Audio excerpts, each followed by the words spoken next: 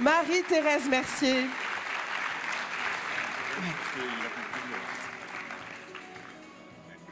Marie-Thérèse Mercier, vous êtes conseillère régionale. Bienvenue à vous. On a parlé des partenaires depuis ce matin. Et justement, vous faites partie de ces parties prenantes. Je vous en prie. Alors, d'abord, bonjour à tous. Vous félicitez tous pour la qualité de ces assises. Parce que vous avez montré la volonté de fédérer, vous avez osé vous interroger, nous interroger, et je trouve que c'était un risque à prendre, que la métropole a pris, de se réinterroger à la fois avec des intervenants extérieurs de grande qualité, on a tous apprécié les interventions, et de réinterroger l'ensemble des acteurs économiques que vous êtes dans la salle, parce que je suis sûre que comme moi, cela vous a fait poser un certain nombre de questions. Alors, comme on a parlé des partenariats, je voudrais bien sûr, et d'abord, parce qu'on a parlé de symbiose, on a tous retenu ce terme de symbiose, je pense qu'on le reprendra tous, je voudrais quand même souligner, pour que vous le sachiez tous, que depuis l'arrivée de Michaël Delafosse, tous les acteurs économiques, académiques et bien sûr l'ensemble des collectivités travaillent ensemble en concertation. Et on a beaucoup de concertations croisées entre la région et la métropole, et je pense que c'est important de le souligner.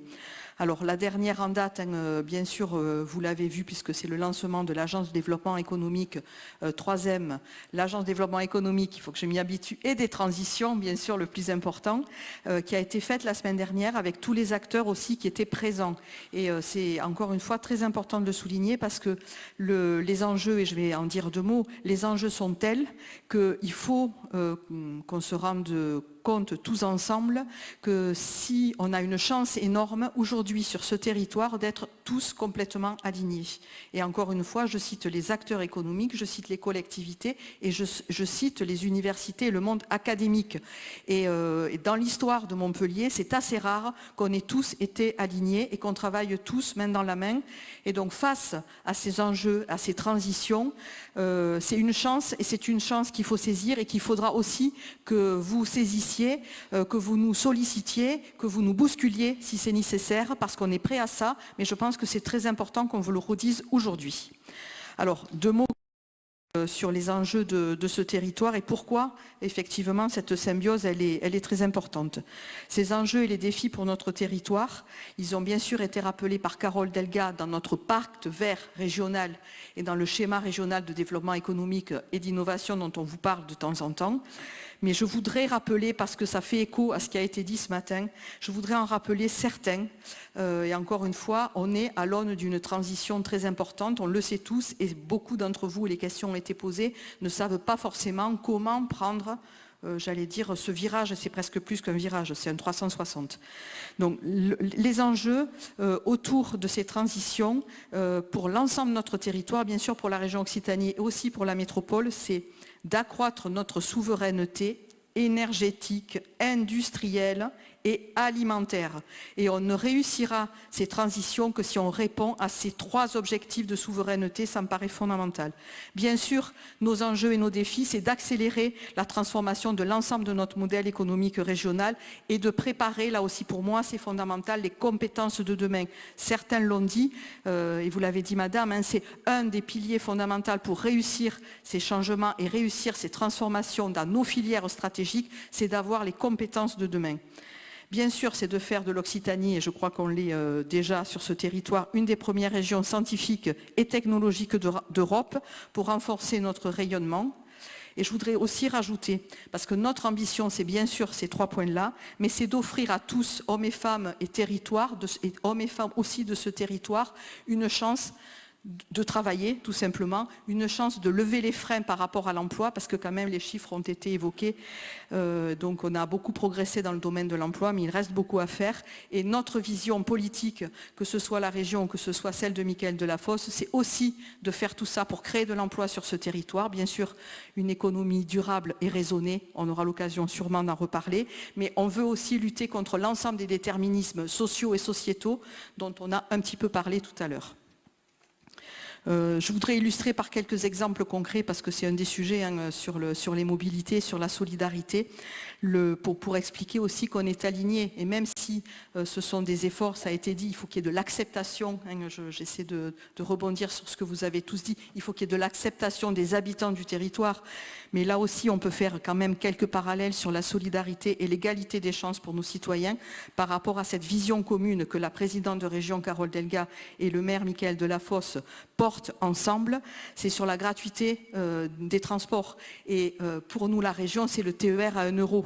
Donc tout ça, ce sont des facteurs d'équilibre compliqués à mettre en place, mais ce sont des facteurs déterminants aussi pour créer cette société de demain.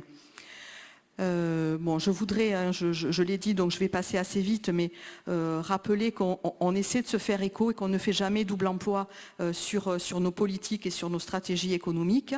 Je voudrais dire qu'on a commencé à travailler, puisque ça a été cité, sur l'impact score, puisque la région en a fait un outil de diagnostic privilégié, je crois, et vous me, voilà, vous me corrigerez si ce n'était pas le cas, M. Navarro, mais nous sommes la première région de France en termes de résultats et d'utilisation, je crois qu'on est à plus de 70% sur ce diagnostic Impact Score. Qu'est-ce que ça veut dire? Ça veut dire que bien sûr les politiques publiques ont lancé ce mouvement, mais ça veut dire aussi que vous vous êtes saisi de cet outil. Et moi je dois dire, puisque je suis aussi chef d'entreprise, je dois témoigner du fait que bien sûr les salariés, et nous sommes poussés par nos salariés pour aller vers une politique plus RSE, hein, c'est comme ça que vous l'avez appelé, vers plus d'engagement.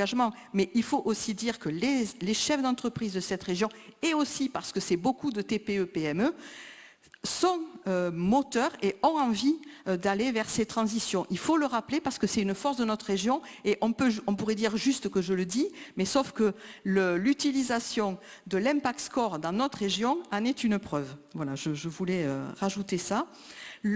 Enfin, rappeler, je parlais du monde académique, on a une chance énorme, et vous le savez, on le répète, parce qu'on soutient autour de, alors on va dire de Muse, hein, qu'on appelle plus Muse, mais du plan d'investissement de l'Université de Montpellier, toute la politique autour de nourrir, soigner et protéger.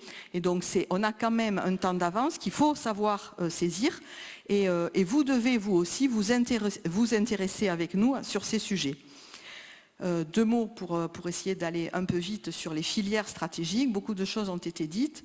Peut-être, hein, si vous regardez sur ce qui s'est fait, parce que finalement, ça fait 2 ans ou 3 ans que cette nouvelle politique est mise en place, vous avez beaucoup parlé de l'attractivité, de la visibilité. On peut parler, bien sûr, des 2 filières stratégiques qui ont été mises en place avec l'arrivée de Mickaël. Pardon, je ne fais pas sa promotion. Voilà, parce que ça a l'air d'être un peu... Mais quand même, Med-Vallée, ça a du sens. Je rappelle hein, que Med-Vallée, c'est bien sûr un projet qui est impulsé par la métropole de Montpellier, mais le fonds Med-Vallée, vous avez l'État, la région et la métropole, donc c'est vraiment voilà, encore les régions sont aux côtés de la métropole pour pousser sur ce projet, et c'est très important parce que finalement cette identité, vous l'avez dit un peu dans le diagnostic, cette identité qui était peut-être pas suffisamment visible, on peut dire aujourd'hui qu'elle a été quand même mise en avant avec la santé et avec les ICC. Donc à vous aussi de vous en saisir, que vous soyez ou pas dans ce secteur-là, parce que vous êtes des ambassadeurs de ce territoire et vous pouvez bien sûr vous saisir de ces sujets-là. Je voudrais dire, pour ne pas être trop long, qu'il y a quand même encore, mais je pense que Mickaël en parlera de l'IHU, donc j'en parle pas, mais 2 projets à forte valeur ajoutée qui sont soutenus par nos 2 collectivités qui sont à venir. Donc un projet au sein du CHU qui va réunir toutes les cliniciens, biologistes et pour favoriser le transfert de techno et continuer finalement l'émergence de start-up, donc spécifiquement dans le secteur de la santé. Aussi de notre territoire. Et enfin, le sujet qu'il y a sur l'ICM, hein, donc le centre de transfert de l'innovation en oncologie, parce que Val d'Orel est là pour relever le défi du transfert de l'innovation thérapeutique pour les patients atteints de cancer. Et donc, vous savez le rôle aussi que jouent l'ensemble de nos acteurs de la santé publique ou privée, mais bien sûr le CHU et l'ICM en priorité. Enfin, je vais finir par les industries culturelles et Ouais, créatives. rapidement, s'il vous plaît, Marie-Thérèse. Merci, Bien je suis sûr, bien désolée. sûr. Donc juste, vous le savez, parce qu'on l'a beaucoup mis en avant, on a quand même la chance d'être, après Paris, la première région qui a le plus de projets labellisés dans la grande fabrique de l'image, et notamment avec le projet PIC Studio, mais il y a 8 projets sur Montpellier et 12 en région. Donc c'est fondamental. Là aussi, je pense que ça va être une visibilité importante qui va être donnée, parce que quand même le cinéma permet un rayonnement national et international, donc je pense que c'est très important. Je voudrais aussi citer, parce qu'on cite souvent bien sûr l'université de Montpellier, mais pas toujours l'université Paul Valéry, et je voudrais quand même les mettre en avant, parce qu'il y a un très beau projet qui a été lauréat du PIA d'excellence, qui va être porté par l'université Paul Valéry sur les ICC, et voilà, ça va aussi permettre autour du monde académique de soutenir la filière cinéma. Donc l'ensemble de ces projets vont, je l'espère, soutenir Montpellier, capitale européenne de la culture en 2028, parce que quand même, ça finirait de donner une visibilité très forte à ce territoire. Donc bien sûr, la région est derrière cette candidature. Maintenant, moi, ce que je voulais simplement vous dire, j'ai essayé d'être brève, il se passe beaucoup de choses sur ce territoire. Voilà, on est tous issus de ce territoire, on l'aime. Vous avez quand même compris qu'il va y avoir une compétition, il y a toujours eu, mais il y a une compétition très forte sur des territoires, que ce soit les territoires européens ou en France.